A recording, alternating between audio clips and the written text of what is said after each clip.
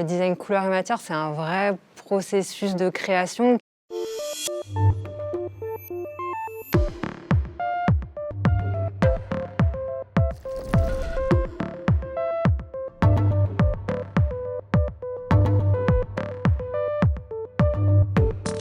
Je suis Julia Bourrel, designer couleur et matière pour la marque Peugeot depuis 7 ans maintenant. J'ai d'abord commencé en tant qu'expert décor et matériaux, et puis par la suite en tant que chef de projet pour un véhicule automobile, donc notamment la 5008 et 3008, et aujourd'hui pour un véhicule en avance de phase. J'ai un parcours qui n'est pas automobile. J'ai commencé par étudier le design textile et matière aux Arts Déco à Paris. Et par la suite, en fait, je me suis retrouvée un peu par hasard dans l'automobile avec un stage chez un équipementier. Il y avait une grande richesse des matériaux et d'innovation, et c'est ça qui m'a vraiment plu. La particularité de l'équipe couleur et matière, c'est d'avoir des profils très différents, issus donc, du design de mode, d'architecture. Et ces différents talents vont nourrir l'univers de la marque Peugeot. Au sein du design Peugeot, il faut savoir qu'il y a plusieurs entités, le design extérieur, le design intérieur et le design couleur et matière. Le design couleur et matière, c'est un vrai processus de création, et en fait, on va vraiment intervenir au démarrage d'un projet automobile sur tout ce qui va être visible dans le véhicule. Donc, travailler vraiment en co-création avec les designers intérieurs et extérieurs.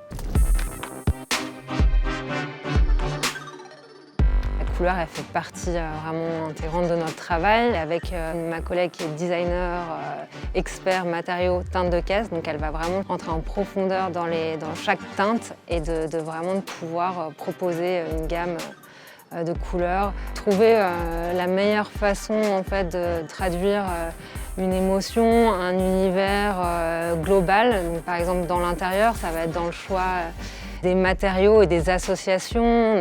On a beaucoup de technologies dans le cockpit, et à travers en fait, les matières, ce qui est très important chez Peugeot, ça va être de trouver la bonne équation entre des matières chaleureuses, confortables, et en même temps voilà, des objets qui vont être plus technologiques.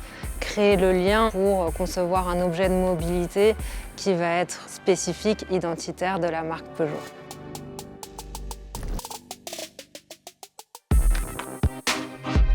Dans le studio couleur et matière, on travaille aussi en équipe, c'est-à-dire qu'il y a les chefs de projet et des designers experts décor qui vont vraiment rentrer dans chaque détail.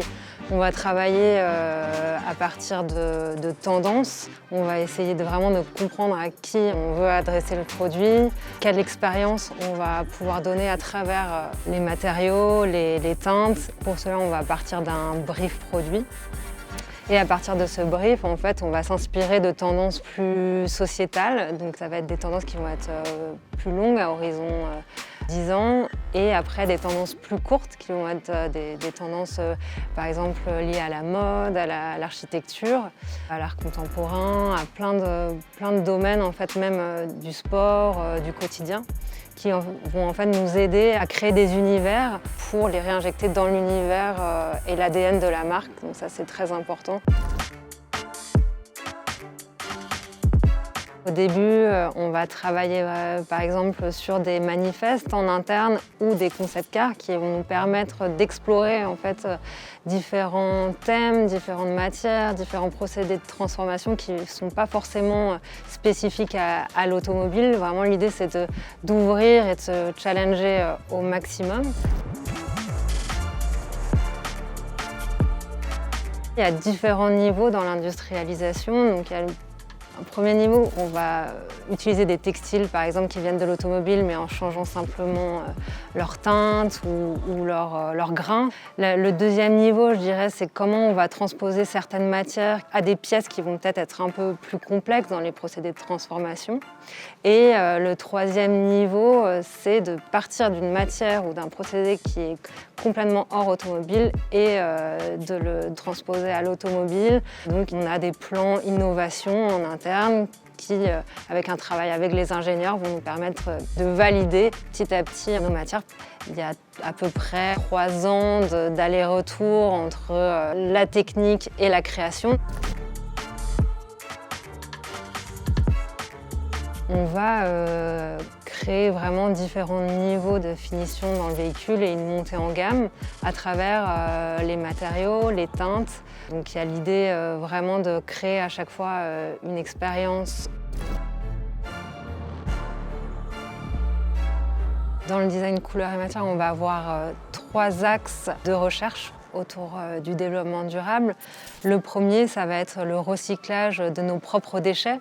Ça peut être des déchets qu'on a sur nos véhicules, tels que nos textiles, l'acier ou encore les plastiques.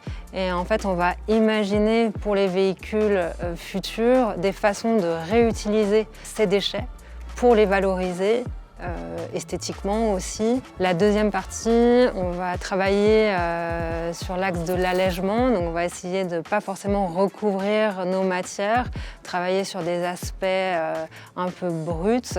Le troisième, sur les procédés, on a aujourd'hui des nouvelles technologies, par exemple l'impression 3D, qui va permettre d'être peut-être plus ciblé dans la production d'une pièce.